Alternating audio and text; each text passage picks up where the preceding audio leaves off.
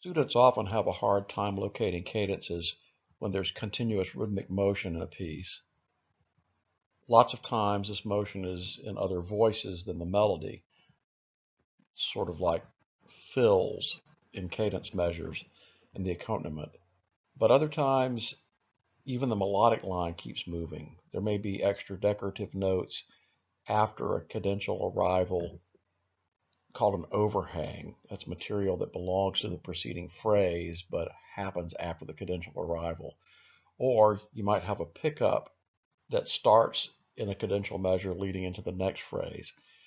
I wanted to show a couple of examples from a fugue by Bach where the motion is continuous but there's a clear sense of arrival, and show you how you can identify those using your knowledge of chords and cadences and the melodic structure and rhythmic structure of cadences.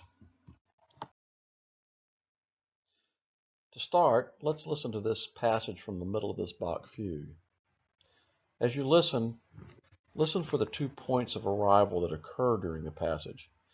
As you know, points of arrival are associated with downbeats, so if you feel that you've arrived somewhere or that you have just arrived somewhere, look for the downbeat that most closely corresponds with the point at which you realize that you had reached a point of arrival.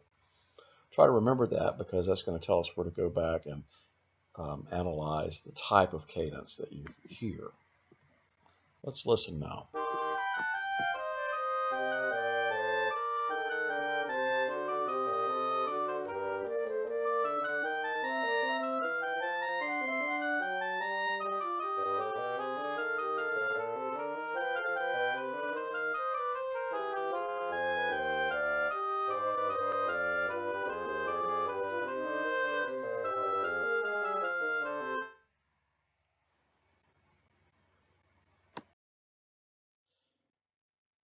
On this slide, I'm going to show you where the points of arrival are by using arrows as you listen.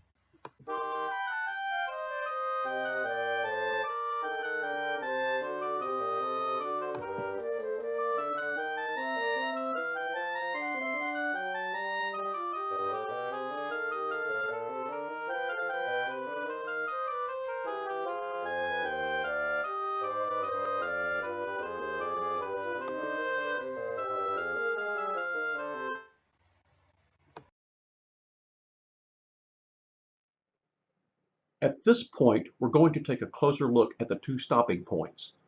You will see in this example that I'm showing you measures 16 and 17. The point of arrival is on the downbeat of 17. We'll look at this, but also think about the context of the whole piece and eventually classify the cadence by its type and to the key it's in relationship to the tonic. Remember that the piece begins in C minor, and that there is a clear feeling of arrival on the downbeat of measure 17, even though the rhythmic motion doesn't stop. This arrival coincides with the end of the subject or main melody of the piece, and that reinforces the sense of arrival. Here, the subject is in the middle voice. Its final tone is a quarter note B flat. This happens to be the highest note at this point, but even if it weren't, we would treat it as the main melodic tone because it is part of the main melody, the subject. You'll also remember from listening through that immediately at this point, a new sort of figuration or texture starts, which also confirms that you've had a point of arrival and are going on. The chord on the downbeat of 17 is a G minor chord. There is no fifth in this chord, but it is nevertheless a G minor chord. And it's in root position. If you look at the bass, you see that there is a G. And the main melodic tone is the B flat in the middle voice, which is the third of the chord. Immediately before this chord, we have an A diminished chord in first inversion and a D major chord. This is 2 diminished 6 going to 5 in the key of G minor. Keep in mind that G minor is minor 5 in the home key of C minor. At this exact moment, G feels like a tonic. The fact that we've come to a point of arrival on a G minor chord and it's preceded by a 2-5-1 motion with a clear 5-1 motion in the bass makes us feel very strongly like we're at this moment in the key of G minor. Therefore, since this is a root position G minor chord with the third in the main melodic voice preceded by a 2-5-1 motion, you have an imperfect authentic cadence. It must be called in the minor dominant or in the dominant because the main key of the piece is C and this cadence is in G.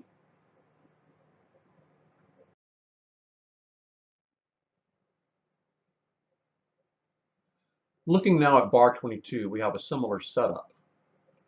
The piece begins in C minor. You have a clear feeling of arrival on the downbeat of 22. Motion doesn't stop at all.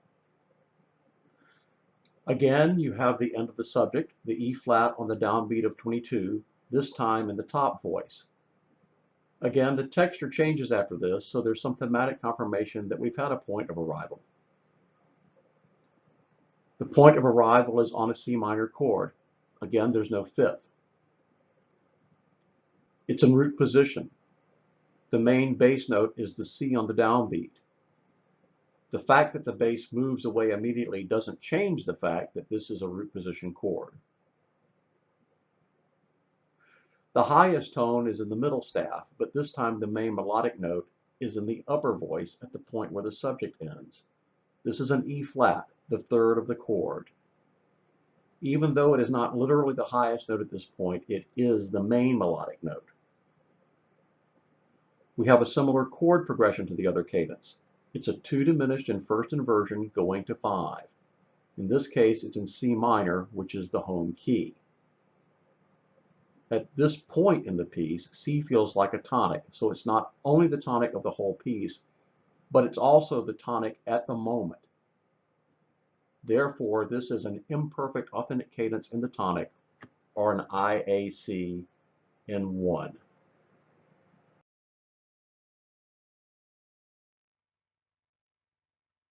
Now, I want to listen again and observe where the arrows are.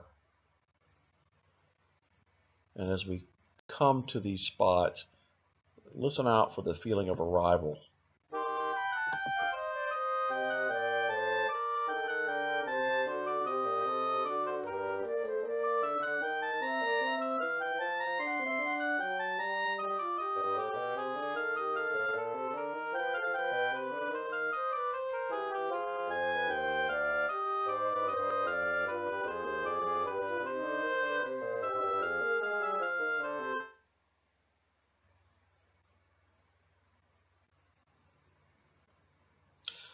I hope this helps a little bit with more complicated textures when you're doing your analysis.